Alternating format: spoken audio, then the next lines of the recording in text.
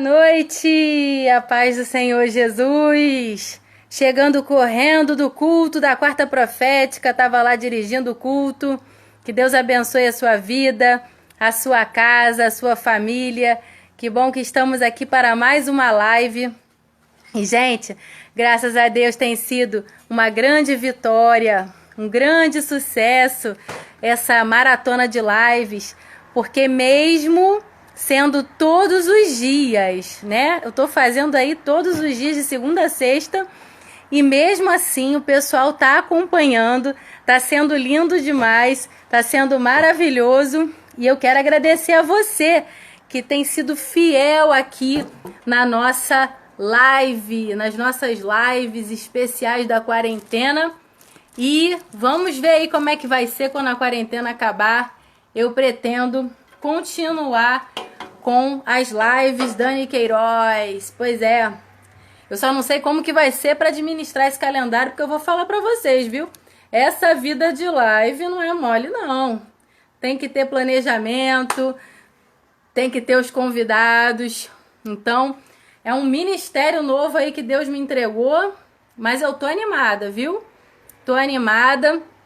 Eu tenho recebido feedback de toda a parte, como as pessoas estão sendo transformadas pelo poder de Deus, né? Por meio aqui das pessoas que têm vindo, profissionais. Ó, tô até pegando ar, gente. Eu corri muito para não atrasar com vocês, misericórdia.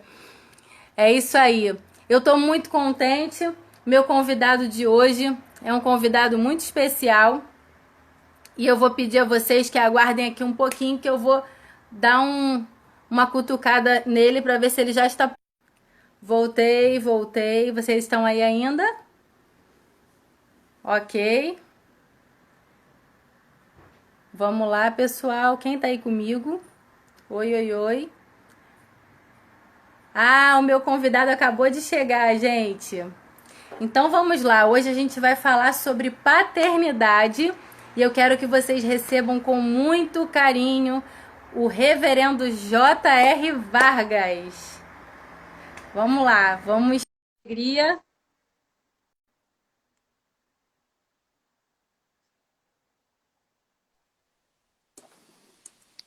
E Tudo bem, aqui pastora? fala tudo.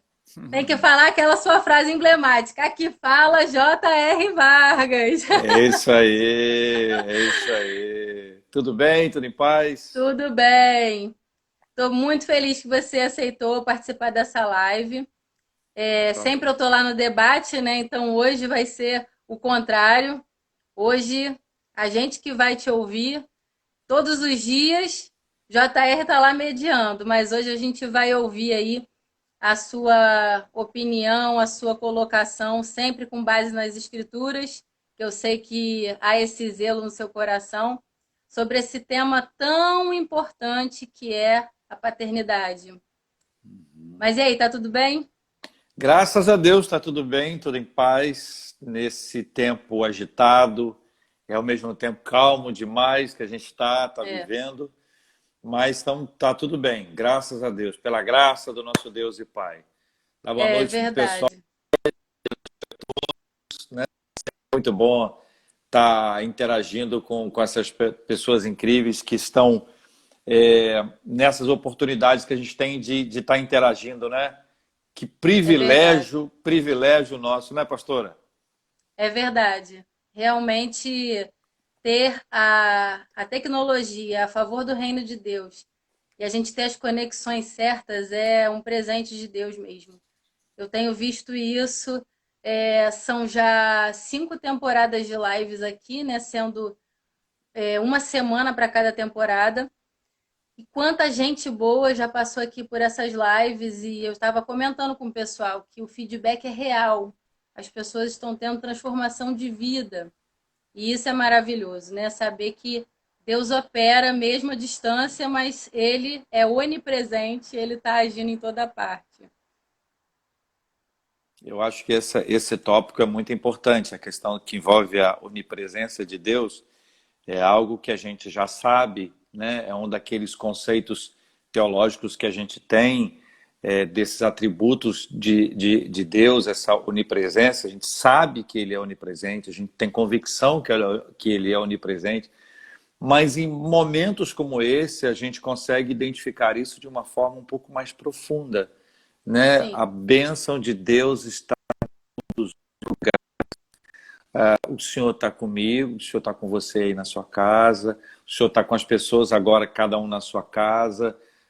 E vão entrando as pessoas como o Tassi Júnior, que está entrando aqui agora, que está em É, Londres. Então, o Senhor que está com a gente está em todo lugar, né? Uma outra coisa que eu acho que é muito, muito interessante dentro dessa mesma linha é o fato sim. do Espírito Santo estar dentro de nós. E uma vez eu estava acompanhando uma pessoa cristã que foi alvo de um tiro e ele ficou no hospital muito tempo, em coma. Meu Deus. Enquanto um dia eu estava lá com ele, só eu e ele no quarto, né? Eu estava olhando para ele, ele com um semblante de quem dorme, e eu fiquei pensando, onde é que está o Espírito Santo? E aí a pergunta era só uma pergunta retórica, né? Porque a Bíblia diz que o Espírito Santo intercede por nós com gemidos inexprimíveis. A Bíblia diz que nós somos templos do Espírito Santo. Se somos templos do Espírito Santo, se o Espírito Santo intercede por nós, o Espírito Santo estava ali dentro dele. E isso me trouxe muita paz. E eu pude compartilhar isso com a família dele e dizer assim, olha, entenda uma coisa, a gente não está conseguindo conversar com ele. A gente fala, mas ele não responde. Ele não Nossa. fala e a gente não escuta. Mas há quem o escute e há alguém com quem ele fala. Então a gente pode ficar em paz. Ele não está incomunicável. Ele está incomunicável com a gente. Mas ele está numa super comunicação com o nosso Deus por meio do Espírito Santo que está dentro dele. Então esse é um processo que envolve a nossa fé, que permite que a gente tenha um pouco mais de tranquilidade, serenidade no meio Sim, das dificuldades, das lutas, até em circunstâncias complexas como essa, a gente sim. pode receber da parte de Deus o alento, né, dessa presença do Senhor ao nosso lado. É verdade. E se não fosse essa presença, o que seria de nós? Não é É, verdade? é, Se não fosse essa presença, nós não suportaríamos, com certeza, viver nessa terra que está sujeita a tantas aflições. Mas, de é, fato, a presença do Espírito Santo nos ajuda a transpor essas fases, barreiras, e ficamos naquela palavra que em todas essas coisas ele nos faz mais do que vencedores em Cristo Jesus. Não é verdade? é verdade. A mesma jornada desse texto que fala que o Espírito Santo intercede por nós com gemidos inexprimíveis, que é o mesmo que diz que todas as coisas cooperam para o bem daqueles que amam a Deus, Que daqueles que são amor. chamados segundo o seu propósito. E até no mesmo, na mesma linha, na sequência, vem o se Deus é por nós, quem será contra nós? E aí termina dizendo que nada pode nos separar do amor de Deus. Então veja que é para É, nos uma ensinar, construção né? perfeita. É para nos ajudar para dizer assim, ó, raciocínio. É, É como se eu vejo assim, Paulo inspirado pelo Espírito Santo conversando com a gente dizendo assim, ó, deixa eu te explicar. É assim. Aí tem A, B, C é igual a D. Entendeu? Aí a gente olha e fala assim, agora eu entendi. amém. Ó, mas antes da gente entrar no tema mesmo de hoje, dessa live, eu queria perguntar para o pessoal de onde eles estão falando, né? Boa. Porque o pastor Tarsi está onde você falou? Está em Londres? Londres, Londres, Oh, Londres, que Londres. legal! Beijo para Londres. É isso E aí. aonde mais? De onde mais tem gente aí? Vai falando com a gente nos comentários para poder a gente mandar abraço para você também. Já passou por aqui Portugal, Itália, Estados Unidos, agora Londres. Então o pessoal tá animado aí na live. Mas aí vamos falar sobre o tema, que esse tema ele tem mexido muito comigo, porque a gente observa um espírito de orfandade muito grande na nossa nação. nós percebemos que na cultura brasileira existe muito a situação de pais que não registram os filhos, dependendo da região do Brasil principalmente, de pais que não assumem os filhos, né? Às vezes registra, mas não assume. Tem a situação dos pais que estão morando numa casa e a criança está com a mãe em outra.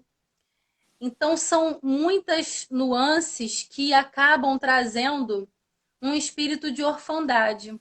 Existem homens que eles conseguem exercer paternidade mesmo que eles não estejam morando na mesma casa que a mãe, né? Mas a grande maioria a gente sabe que não, que acaba se excluindo desse papel. E quando a paternidade se faz ausente, no futuro esse adulto ele vai ter deficiências na sua formação, na sua saúde emocional. É algo que acontece. Uma das formas de esse vazio ser suprido é tendo uma outra figura masculina que faça o papel da paternidade. Isso ajuda a equilibrar. Porém, o fato de o pai não existir é um problema. Então, vamos falar um pouco sobre isso, sobre como ser pai à luz da palavra de Deus, a importância do homem assumir essa paternidade. Ah, eu vejo que dentro de toda a transcrição bíblica, a partir do Gênesis, existe um modelo de paternidade, que é estabelecido pelas Escrituras. E o nosso modelo de paternidade é Deus. Jesus vai nos ensinar a chamar Deus de Pai. Então, quando que a paternidade de Deus começa a ser desenvolvida para nós, né? A gente vê Deus em ação como Pai na criação. Deus cria todas as coisas e depois que todas as coisas estão criadas, ele cria o homem. O homem é criado quando o alimento já havia sido criado. O homem é criado e ele tem todas as coisas à disposição dele. Mas faltava ao homem alguma coisa preciosa e maravilhosa, que era a esposa. Então, quando Deus viu que não era bom que o homem vivesse só, ele deu para ele uma ajudadora, uma companheira, uma auxiliadora. Então, esse perfil que começa a ser criado ali, de um Deus que cuida, de um Deus que protege, é a figura do pai que cuida, o pai que protege, o pai que disciplina quando é preciso. E eu fico encantado com a maneira como Deus se relaciona com Adão e Eva, quando, segundo a Bíblia, na viração do dia eles se encontravam. E essa conversa era uma conversa muito especial e tinha hora marcada, era um tempo esperado. O quanto essa conversa edificava aos dois, a ponto de, no momento do pecado, ou na sequência dele, eles se esconderem, né? Eles ficarem envergonhados. O quanto da santidade de Deus era percebida e o quanto havia neles a percepção que haviam desagradado ao Pai.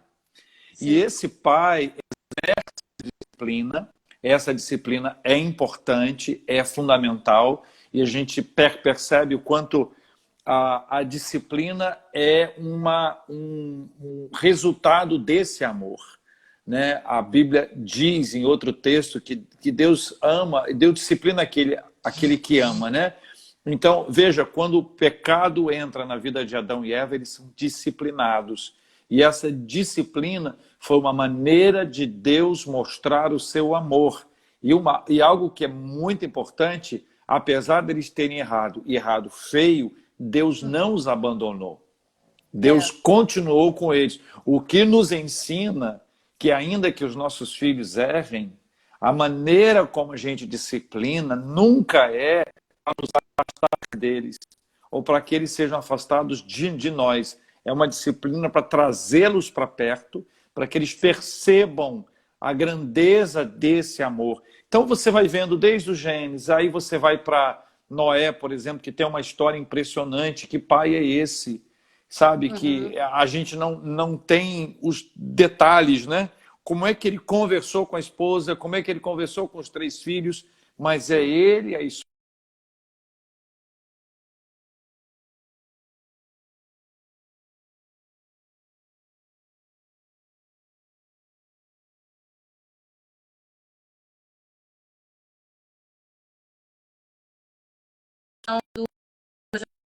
Tá travando para vocês. Deu uma travada aqui para mim, hein? Oi? Pois é, para mim travou.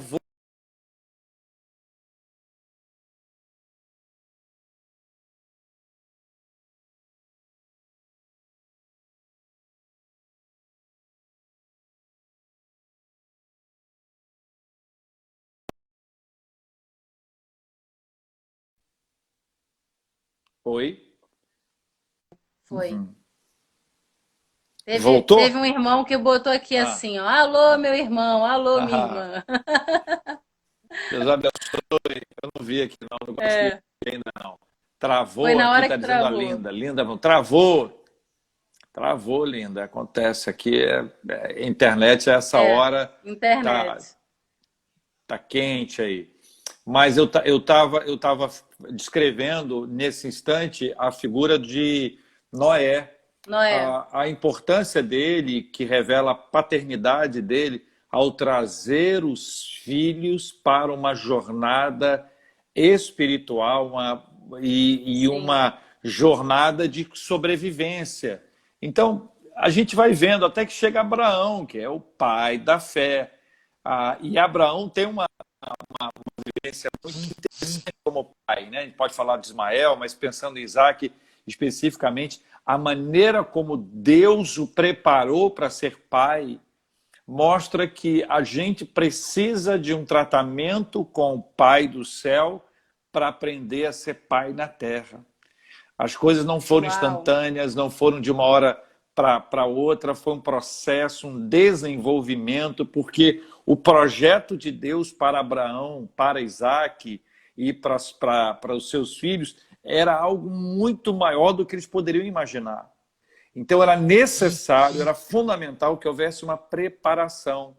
Abraão, portanto, estava sendo preparado por Deus para ser o pai, mas não apenas o pai de Isaac, o pai de ninguém é pai de uma nação de uma hora para outra.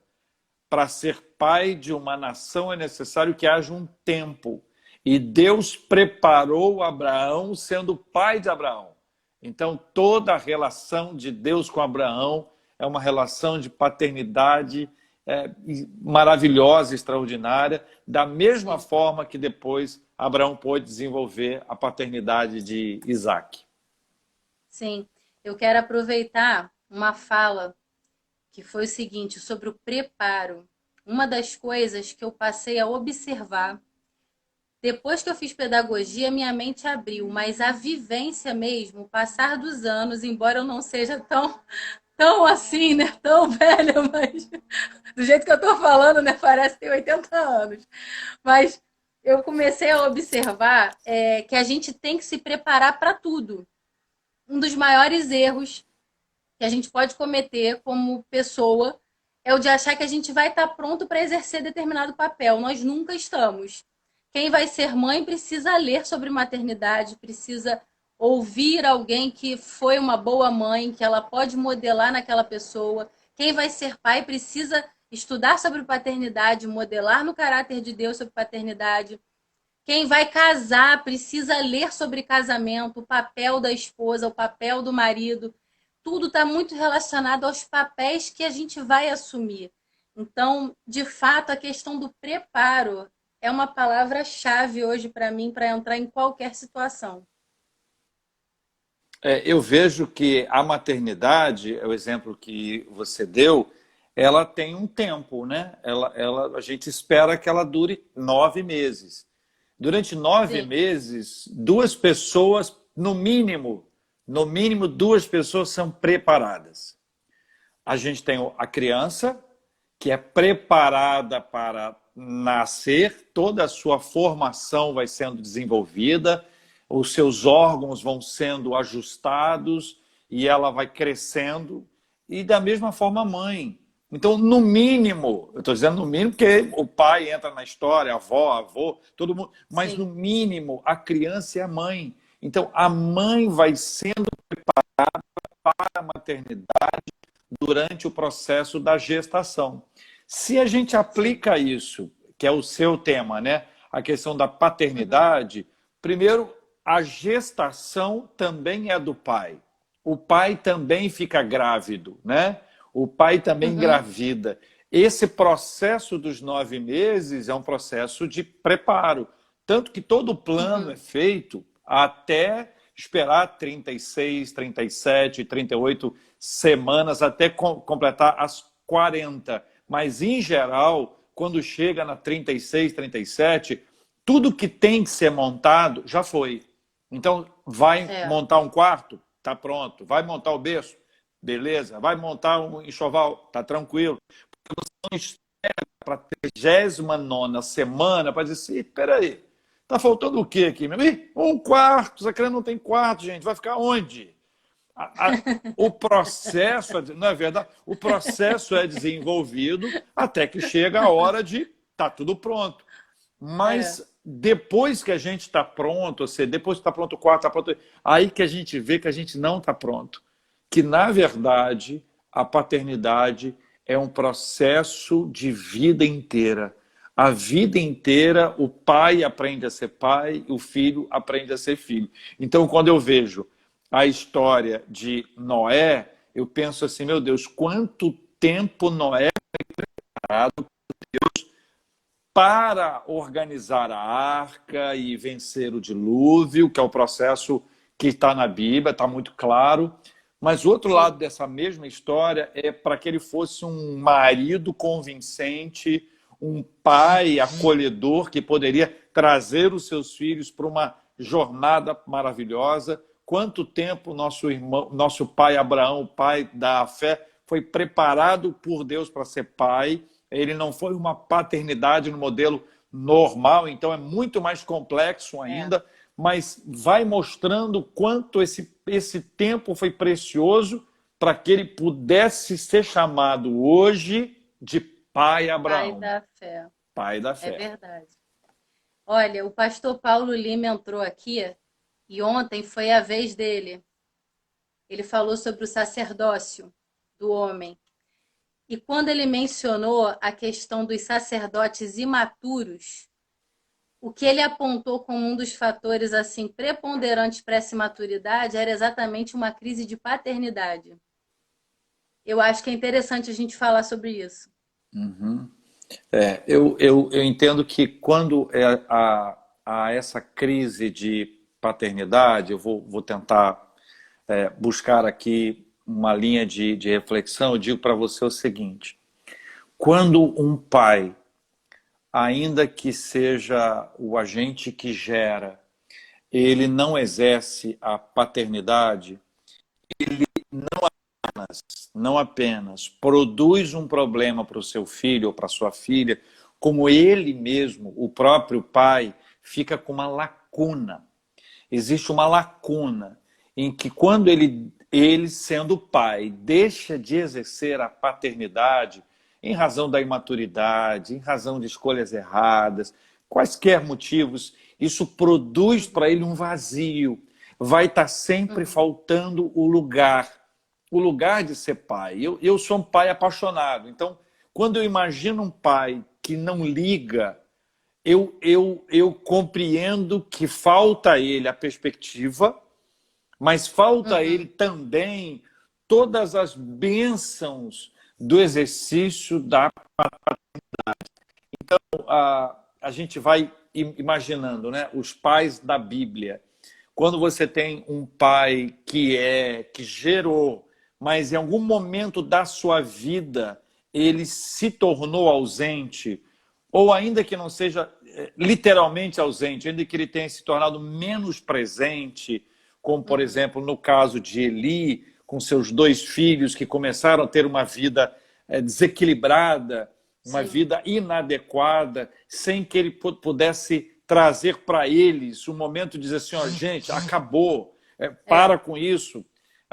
O contexto é complexo, a gente não pode analisar com o contexto de hoje, né? Sim. Mas quando a gente lembra disso e sabe que as consequências para os filhos, para ele próprio, foi uma consequência horrorosa, mas um dos pontos para mim que foram assim muito fortes nesse aspecto foi quando Deus quis falar com Samuel. Deus quis falar com Samuel. Samuel não conhecia Deus. Procurou Eli, achou que era ele. Isso acontece por 2 vezes, até que na terceira vez ele ensina a ele que quem está chamando para falar com ele é Deus. E desse momento em diante, Deus não fala mais com Eli. Com Eli. Eu uma visão bem, essa deve ter sido uma das noites mais sofridas do nosso irmão Eli, porque era o momento, daquele momento em diante, Deus não mais falaria com ele. E ele que exerceu, de certa forma, a paternidade de Samuel, que sendo criado no templo, sendo criado sob os braços dele, acabou sendo um filho, que no final repete a mesma coisa, né? Esse mesmo filho, Samuel agora, vai ter também dificuldade com os seus filhos. E quando as pessoas pedem um rei, a manifestação da fala das pessoas é da ausência dos filhos, é da fragilidade dos filhos e da própria fragilidade de Samuel. Samuel fica muito bravo e vai conversar com seu pai, Deus. E o Pai do céu, que é Deus, diz para Samuel, Samuel, eles não estão rejeitando você, eles estão rejeitando a mim. Então veja como o Pai do céu lida com o filho Samuel, que também é pai, que se sentiu rejeitado e achou que a sua família foi rejeitada, mas Deus disse, faça o que eles quiserem, continue caminhando e vamos dar a eles um rei. E eles vão ver que história é essa. Então, vejo que Deus nos ensina muito nesse aprendizado, nesse processo da paternidade, à luz da Bíblia. Mas veja mais uma vez o quanto esse preparo foi importante, o quanto essa caminhada ela foi fundamental para chegar nesse ponto, para poder enxergar que oportunidade é essa. Tem um autor que veio aqui ao Rio, eu nem lembro mais que ano que nós estamos, ano passado. Ano passado, o Paul Tripp, que veio junto com Tim Keller, né? Eu estava lá. O Paul Tripp, eu sei, e o Paul Tripp tem um livro, quando ele trata sobre educação dos filhos. E ele diz o seguinte, é como se não houvesse nada mais importante na vida do que ser pai e mãe. Não há nada mais fundamental para que haja a nossa dedicação, para que haja a nossa entrega, para que haja o nosso investimento do que a paternidade ou maternidade. Porque esse é o maior desafio missionário do cristão. Essa é a maior responsabilidade de um pai e de uma mãe que não é cristão.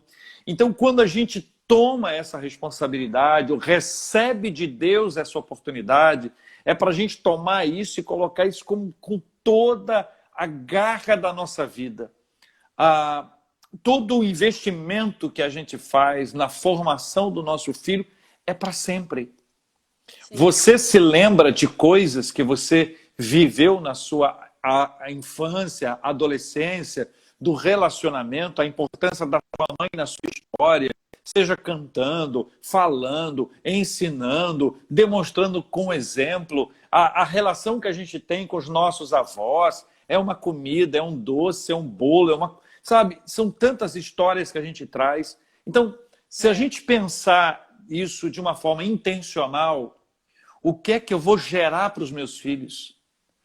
O que eu vou produzir para eles? E se eu trabalhar isso intencionalmente, se eu discutir coisas com os meus filhos na expectativa de passar para eles um conteúdo, para que eles apreendam aquilo, para que eles absorvam aquilo, sabe?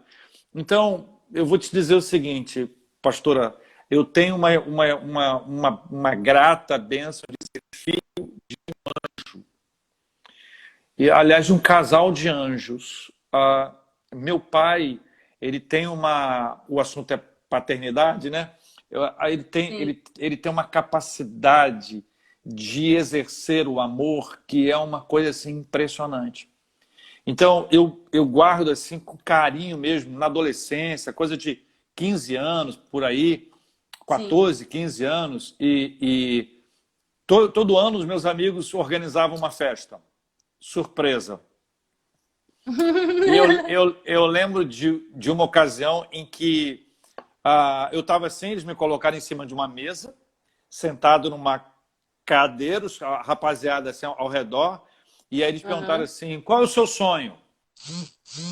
Qual é o seu sonho? De 13, 14 anos, por aí.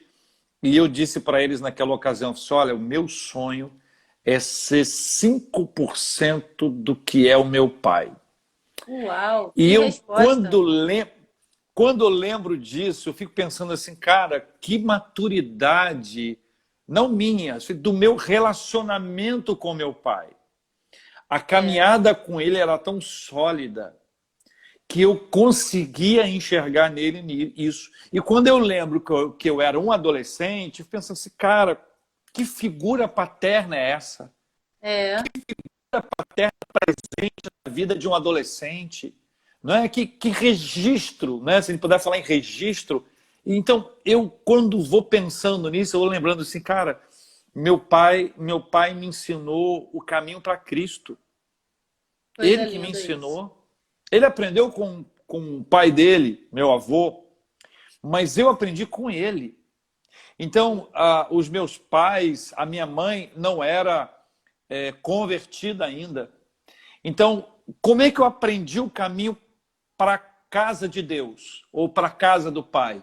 Com meu pai. Ele que me levou e Que disse: coisa olha, isso aqui é linda. uma igreja, olha, isso aqui é o lugar da gente estar. Aqui você vai aprender, mas ele não ensinou isso falando. Ele ensinou Sim, isso fazendo. é o Porque mais nada mais importante. forte do que o exemplo. O Nada exemplo. mais é o mais importante, nada mais sólido do que alguém que demonstra o seu amor a Deus. É Meu verdade. pai não apenas me ensinou o caminho para a igreja, como ele me ensinou a servir a Deus e a trabalhar na obra de Deus. Eu sempre vi meu pai indo, voltando, trabalhando, indo a pé para o trabalho, voltando, mas não faltava culto, não faltava escola bíblica. Eu vou te dar um exemplo, só para É. poder ilustrar isso. Eu nunca fui muito bom de bola, futebol. Eu sempre fui muito esforçado, eu tenho muito foco. Você viu, você viu naquele futebol lá da Quando eu entro numa 93 que eu coisa, eu também só entro fui mesmo, para entendeu? constar, né? Não, aí eu chegava, eu batalhava, eu lutava, eu me esforçava muito. E de vez em quando tinha uns lampejos, assim, de vez em quando aparecia um anjo, sei lá, acontecia alguma coisa e eu conseguia. Eu estava estudando, Aham. estava estudando inglês e aí o curso de inglês tinha lá, eles me chamaram para um jogo. E o objetivo era montar a seleção da escola. Uhum. Beleza, eu fui, sem a menor expectativa. Mas naquele dia eu estava muito inspirado, era o dia, o lampejo, né? E aí eu fui e arrebentei. Joguei tão bem, tão bem, tão bem, que o técnico disse, cara, você está escalado, você é titular do nosso time. E eu voltei para casa, sabe, numa alegria, num entusiasmo, maravilhoso, feliz. Contei para minha mãe e disse assim, mãe, é o seguinte, eu joguei bem e eu fui escalado, agora eu estou na seleção da escola. A mãe falou, parabéns, que maravilha, que bom. Quando é o jogo? Eu falei assim, todo domingo de manhã. Ela me olhou e disse a seguinte frase: seu pai iria? Acabou. Nem eu. Entendeu? Ele não precisou saber, pai iria. Eu olhei para ele e falei assim: ele não iria. Se ele não iria, eu não irei. Também não irei. Por quê? Por causa do exemplo dele. Essa maneira correta de viver na presença de Deus. Meu pai foi líder de adolescentes quando eu era adolescente. Então eu fui Que legal. liderado pelo meu pai. E quando ele dava aula na escola bíblica, quando ele não podia dar aula, eu comecei a assumir a classe. Então era uma sequência mesmo. Papai presbítero, né? Um leigo, mas um homem muito crente, ele dava as aulas, e quando ele não podia dar aula, eu assumi a classe dele. Então foi Meu Deus. exatamente uma sequência em que eu pude Sim. desenvolver um trabalho ministerial, ainda adolescente, sob a liderança e a influência dele. A maneira como eu pude ver o meu pai em ação, como isso me fortaleceu espiritualmente, como isso me ajudou, né? Essa história é linda demais, muito tremendo e eu glorifico a Deus porque na minha primeira infância, quem me fez a figura paternal foi o meu avô, até o meu padrasto chegar. Mas a minha avó e a minha mãe, né, assim como o Timóteo, me ensinaram também o caminho do Senhor. Eu lembro da minha mãe me ensinando a dobrar o joelho para orar. Então eu pude experimentar desse outro lado da paternidade que muitas vezes é representado numa figura, mas que quem encaminha a pessoa para o evangelho é a avó, é a mãe.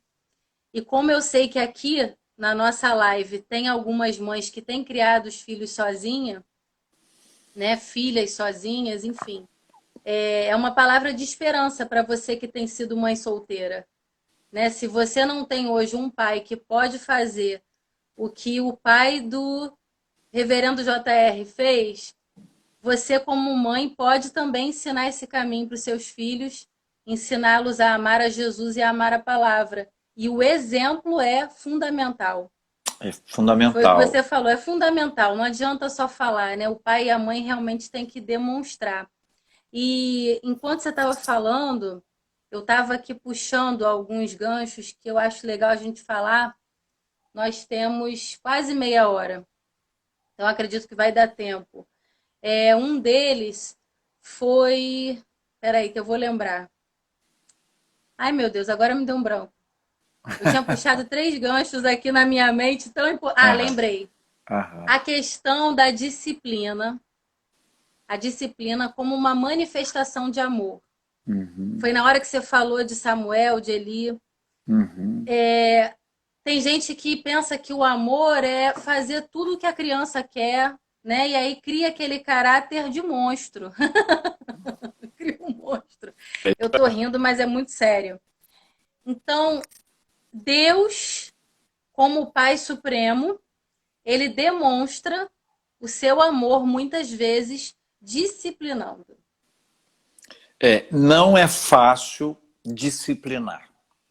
Disciplina é diferente de violência.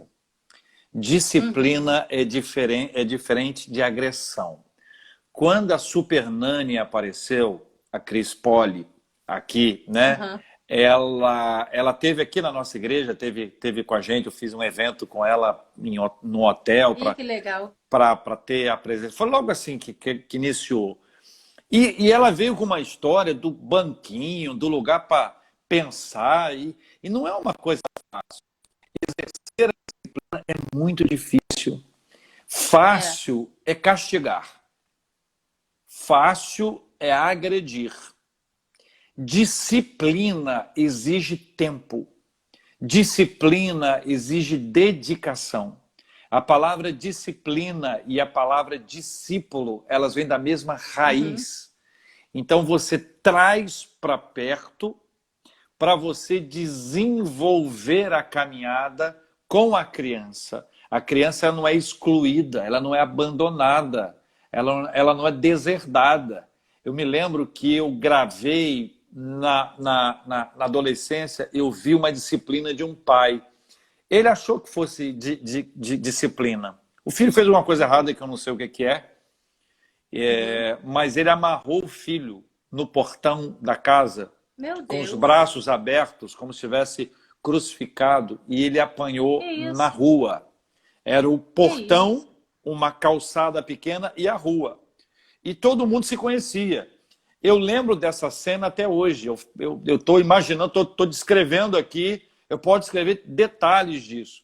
Ou Meu seja, Deus. quando eu vi aquilo ali, eu vi que aquilo era uma aberração, Uma que aquilo era benção? uma agressão.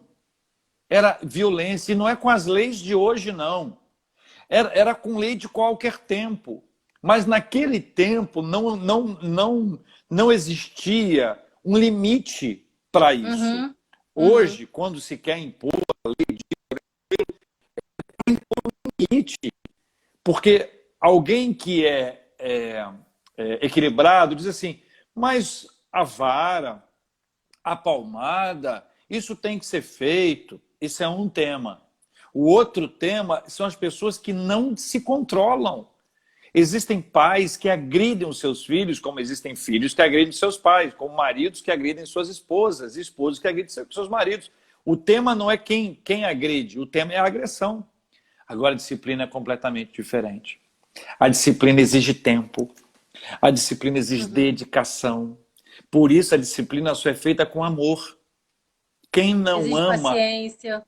quem não ama não disciplina, deixa solto. A vergonha que não é disciplinado nos ensina esse princípio, mas veja, não é fácil. Você chamar atenção, e chama, e conversa, e dialoga, e estabelece a disciplina, que é fruto de uma caminhada, de uma reflexão, que não pode ser feito no momento de estresse, mas tem que ser feito no momento de muito amor. É por isso que quando um pai ele exerce a disciplina com seu filho, é fundamental que ele faça isso. E se ele fizer disciplina, vai fazer no amor. É mais ou menos a diferença entre justiça e vingança. Quando eu digo assim, não, isso aí nós temos que ter justiça. Às vezes até o tom de vingança, não o tom de justiça. A justiça ela acontece no tempo certo, ela tem trâmite, ela tem passo a passo. Vingança não. Vingança eu quero agora. E se eu não fizer agora, eu digo que a vingança é um prato que se come frio. Mas eu vou vingando.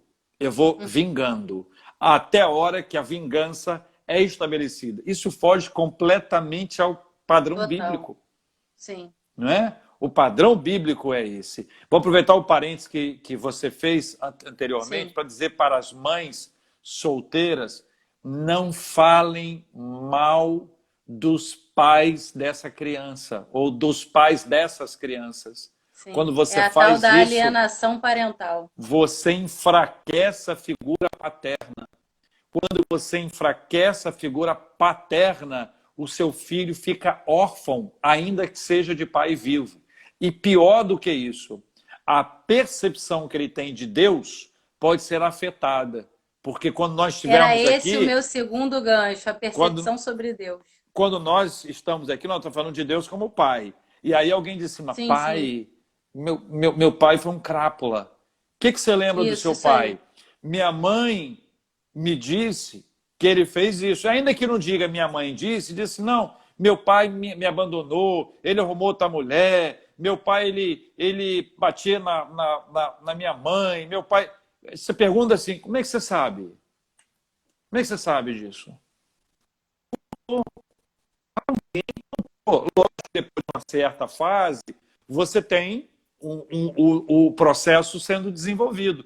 Mas até que você tenha, nessa primeira etapa, quando você não guarda muitas coisas, quando a sua personalidade está sendo criada, cuidado com o que você fala para o seu filho a respeito do pai dessa criança. Cuidado que você fala com a sua filha. Ambos vão ficar... A criança não sabe discernir. Não sabe, e acaba impregnando isso, e acaba criando um afastamento. A figura masculina ela é muito importante para todos nós, como a figura feminina é. Mas nesse caso, nosso assunto são os meninos, então muito importante. Se não tem nada para falar, não fala nada. É verdade. Não fala nada, porque quando a criança está ali, não, aquele crápula, seu pai é isso, bandido, safado, sem vergonha, arrumou mulher, bebia, e começa a falar uma série de coisas, vai criando um afastamento, não é da criança e do pai, não. É da figura paterna. Aí essa mesma mãe casa outra vez, quando ela casa outra vez, ela quer logo que esse padrasto assuma a paternidade. E aí a criança resiste a isso, e resiste, sabe Culpa de quem? Qual a responsabilidade? É de quem falou. Então, assim, cuidado com o que você fala. Agora, se já falou, JR, já falei. E agora, o que eu faço? Conversa com o filho outra vez. Peça perdão. É. Esse relacionamento. Não quer dizer que a criança vai estar com o pai. Não é isso que eu estou falando. A criança, ela deve ser preservada. A criança não é culpada. A criança tem que ser amada. E fruto do amor é a disciplina, que é o ponto que a gente estava aí antes de eu fazer o parênteses. Mas antes da gente prosseguir, a Renata André, que vai estar comigo semana que vem. Semana que vem vai ser especial, vai ser eu e Renata, numa série de destravar cadeias emocionais. Então a gente vai falar de insegurança, de raiz de rejeição, de medo. E ela estava aqui falando algumas dicas de livros sobre essa disciplina em amor. Então é legal o pessoal olhar nos comentários o que a Renata está sugerindo, porque ela é psicopedagoga e ela trabalha com reprogramação de crenças na Febracis. Ela hoje é diretora da Febracis aqui no Rio de Janeiro, que é uma instituição de Isso aí, coach Renata. do Paulo Vieira. Isso. E ela está aqui participando com a gente. E deixou dicas muito preciosas aí de livros. O outro gancho que eu ia falar foi esse mesmo, da visão deturpada que muitas pessoas fazem de quem é Deus na sua paternidade divina, porque tiveram um conceito ruim do pai terreno. E aí, como você já entrou nesse assunto, eu acredito que uma boa fala agora é a gente falar assim, ok, eu tive um pai terrível. Não foi nem porque minha mãe falou, porque minha avó falou, o tio falou. Era realmente uma pessoa que me fez muito mal. Como eu consigo, então, desassociar essa figura nociva à figura de Deus para que eu possa, então, desfrutar da paternidade de Deus? Eu entendo, pastora, que algumas palavras elas têm que ser curadas. A gente precisa Sim. dar um significado novo a certas palavras. Pai não é um emprego. Pai não é uma vaga. Você tem vaga de quê? Eu tenho vaga de pai aqui. Então, ok, ocupada a vaga de pai. Pai é um processo muito grande. Então, quando alguém teve uma infância, ou uma adolescência, ou na alma que envolve a questão da ausência do pai ou uma presença terrível, quando a gente observa isso, a gente vê o seguinte, a gente precisa curar, tem que dar um significado novo. Por exemplo, quando o filho mais novo lá, que a gente chama do filho pródigo, ele pede a herança e basicamente ele quer o pai morto, qual é o significado de filho que esse pai tem? O quanto esse pai precisou ser tratado por Deus, e é uma parábola que Cristo conta, é uma história para poder ilustrar, sim, o quanto esse filho recebe agora um novo significado de pai, a ponto de dizer, olha, aquele que eu queria ser empregado. E esse pai, no lugar de receber esse filho que volta para casa como empregado, o recebe como um filho e dá uma festa. O quanto houve cura, sim, nesse processo de se compreender a figura do pai. Então, existem nomes na Bíblia que a gente vai vendo circunstâncias dizendo assim, puxa vida, quanto essa figura paterna precisou ser curada. Primeiro, eu preciso entender o seguinte, meu pai não é perfeito. Eu disse que o meu pai é um anjo, mas eu posso assegurar que ninguém é. Então, ninguém não, essa aqui é perfeita. Todo mundo pode encontrar uma coisa. Eu que não encontro, entendeu? Eu não encontro nada. Para mim, meu pai é perfeito, minha mãe é perfeita, eu vivo muito bem, alegre com essa realidade que para mim é real mesmo. Só conhecê-los para poder ver que eu estou economizando aqui na minha fala a respeito deles. Mas eu sei que nem para todo mundo foi isso. Então, o que eu vi muitas vezes? Na adolescência, meu pai sendo pai de muitos outros. A figura do meu pai trabalhou para Deus, Deus usou meu pai para curar as deficiências de outros pais e da compreensão da figura paterna dos meus amigos, que eram meus amigos. E aí eles conseguiram se conectar a Deus como pai, porque houve uma cura. Eu trabalhei com adolescente muito tempo. E para muitos deles eu era um pai. Eles me viam como pai, eles só não podiam me chamar de tio. Falei, tio, sai fora, moleque. Que conversa é essa de tio, rapaz? Para de bobeira. Eles não podiam me chamar de tio. Pastor, rev, seja o que for. Pelo nome, tranquilo. Sem nenhum estresse. Então, por quê? Porque era necessário que essa cura para esses garotos, para essas meninas, pudesse acontecer. Então, sim, esse processo, Deus usa os seus meios aqui. Então, uma das maneiras lindas que Deus utiliza, quando alguém tem um problema com o pai e tem um problema para identificar o pai, é que Deus manda alguns pais para que esses pais ocupem o lugar e para que esses pais demonstrem na prática como é possível, como é real, como é maravilhoso você olhar para alguém que não é o seu pai, mas que ele exerceu ou exerce a paternidade. Sim. E essa paternidade te reconecta a Deus. Você está curado. Você pode olhar para o pai que você queria morto, mas agora esse pai que você não quer mais morto, você quer como patrão.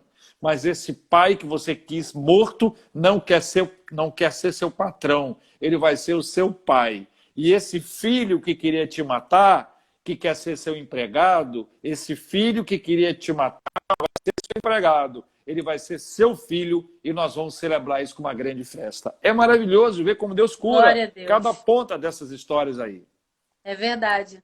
Esse espírito de adoção que participa do caráter de Deus, do caráter de Jesus, é que dá a muitos homens de Deus, muitas mulheres de Deus, essa possibilidade.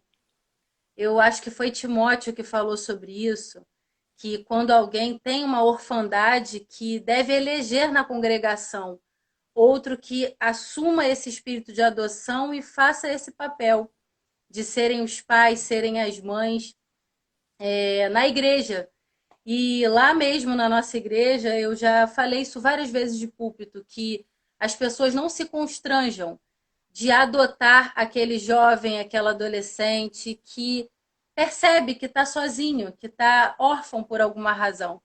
E essa é uma das grandes belezas do Evangelho, é exatamente a gente poder assumir essa paternidade, essa maternidade quando o outro tem falta. E como a gente já está chegando perto das 10 horas, eu queria falar rapidinho, né, que você falasse para a gente, sobre a paternidade espiritual, o momento que o pai, tanto na vida quanto no âmbito espiritual, o momento que o pai precisa liberar o filho para que ele também seja pai. Eu vejo isso como uma construção, como eu disse, uma preparação, quando você entende e compreende de fato que o filho é herança. Se é herança, eu não fiz nada para merecer. Uhum. Se eu não fiz nada para merecer, alguém fez. E esse alguém é Deus. À medida que o pai compreende que o filho é uma herança de Deus, ele desde o ventre o consagra a Deus. Nunca foi seu, sempre foi de Deus. Cabe a minha responsabilidade. À medida que isso vai sendo desenvolvido e chega à maturidade, cria-se esse vínculo espiritual para que seja desenvolvida mais adiante essa paternidade do próprio filho e essa relação que o próprio filho vai ter com Deus. Então, a gente tem uma bênção, pastora, que é a mesma fonte. Quando pais e filhos caminham na mesma direção, sob a mesma missão, servindo ao mesmo Deus, eles aprendem na mesma escola. E a escola é a Bíblia. E a Bíblia diz que filho é herança. E filho é um presente. E enquanto presente, enquanto herança, esse filho é cuidado pelo pai. Quando a Bíblia conta no Salmo 139 que Deus nos conhece quando nós éramos uma substância sem forma, Quando Deus fala para Jeremias que ele já o conhecia desde o ventre de sua mãe.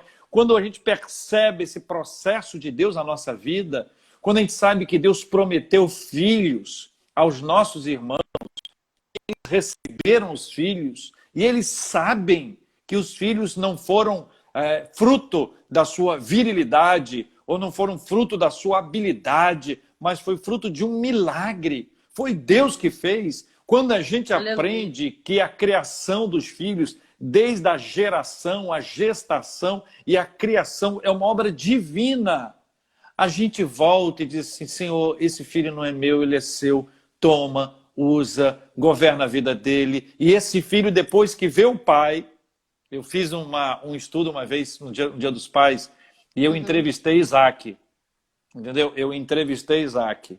Eu perguntei, Isaac, me diz uma coisa, qual o maior presente, qual é a maior herança que você recebeu do pai? Ele me diz assim: a fé. Foi a fé? Aí ele contou sobre a fé, a gente estava batendo um papo, fui à tenda dele, trocar uma ideia, e aí eu perguntei para ele assim: Isaac, me diga uma coisa, aquele negócio de subir o monte, e que você seria sacrificado, você não ficou magoado, ferido com aquilo? Ele me perguntou: como é que você sabe disso? Eu disse: rapaz, está no livro dos livros, eu li no livro dos livros isso aí. Aí ele me diz assim: não, aquela foi a maior demonstração de amor que o meu pai poderia me dar, porque ele amou a Deus sobre todas as coisas.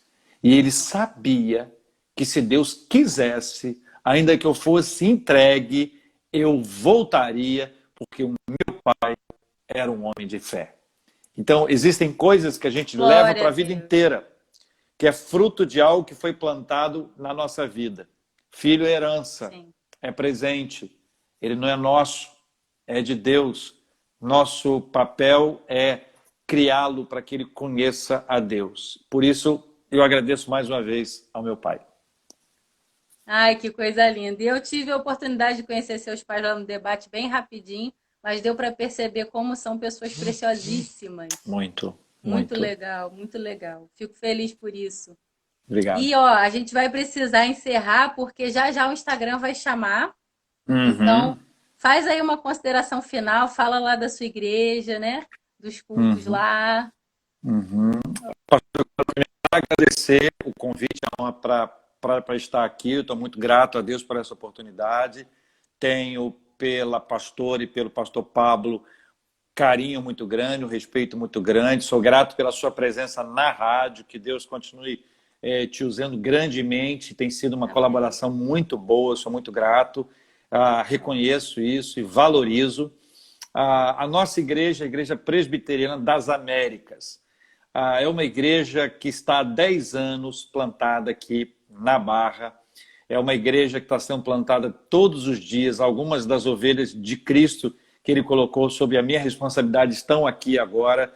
E a gente encontra a igreja no Igreja das Américas, Instagram, Facebook, YouTube, Twitter, e a gente está lá o tempo inteiro, tem cultos às quintas, aos domingos, a gente está transmitindo todos os cultos, eu vou à igreja, faço culto de lá, online, para Face e para YouTube, e para a gente assim, é um privilégio muito grande poder servir a Deus com alegria, vivendo uma igreja centrada no Evangelho e pronta para servir a cidade. São as duas bases da nossa ação. Igreja das Américas, como a Dani está colocando aqui. A Dani colocou aqui agora, e ela é uma parte fundamental na minha vida, a minha amiga há muito tempo, mas do nosso time de comunicação. E a gente vê que quando o time de comunicação funciona, é quando você está numa outra live e o time entra para dar informação da igreja. Valeu, Dani. Muito bom. Não, e ó, parabéns então, hein, Dani, porque eu tenho visto as postagens do Reverendo JR e as artes